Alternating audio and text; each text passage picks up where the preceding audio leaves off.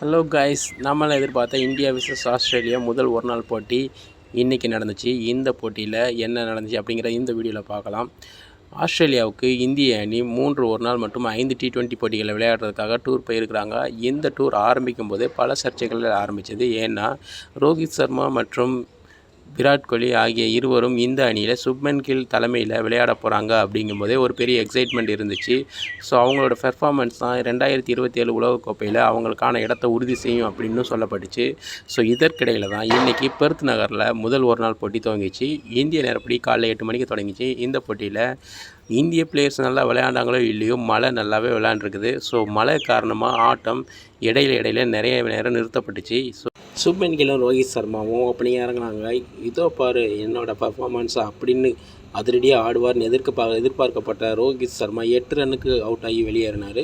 இதை தொடர்ந்து நான் தாண்டா இங்கே கிங்கு அப்படின்ட்டு விளையாட இருந்த விராட் கோலி 8 பாலுக்கு எந்த ரன்னுமே எடுக்காமல் டக் அவுட் ஆகி வெளியேறி இருக்கிறாரு.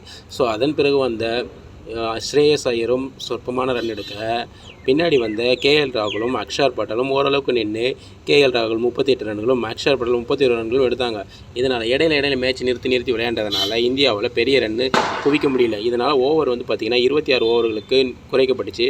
ஸோ இந்த 26 ஓவர்கள் விளையாண்ட இந்திய அணி 136 ரன்களுக்கு 9 விக்கெட்டுகளை இழந்து 136 ரன்கள் குவிச்சிது. ஸோ இதுக்கப்புறமா ஆஸ்திரேலியா அணிக்கு பார்த்திங்கன்னா டக்வர்த் லூயிஸ் முறைப்படி 131 ரன்கள் வெற்றி இலக்காக நிர்ணயிக்கப்பட்டுச்சு.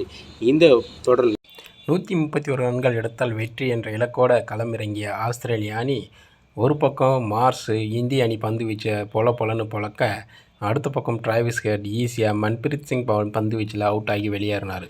அதுக்கப்புறமா வந்த சார்ட்டும் சீக்கிரமாக அவுட் ஆகி வெளியேற, மார்ஸ் ஒரு பக்கமும் ஃபிலிப்ஸ் அடுத்ததாக வந்த ஃபிலிப்ஸ் பார்த்திங்கன்னா 2 பேரும் சேர்ந்து செம அடித்து கடைசியில் 14.1 ஓவர்லேயே 3 விக்கெட் இழப்புக்கு ஆஸ்திரேலிய அணி நிர்ணயிக்கப்பட்ட 131 ரன்களை ஈஸியாக அச்சீவ் பண்ணி தன்னோட முதல் வெற்றியை பதிவு செஞ்சது. இதன் மூலமாக 3 போட்டிகள் கொண்ட இந்த தொடரில் ஆஸ்திரேலிய அணி முன்னிலை வகிக்குது.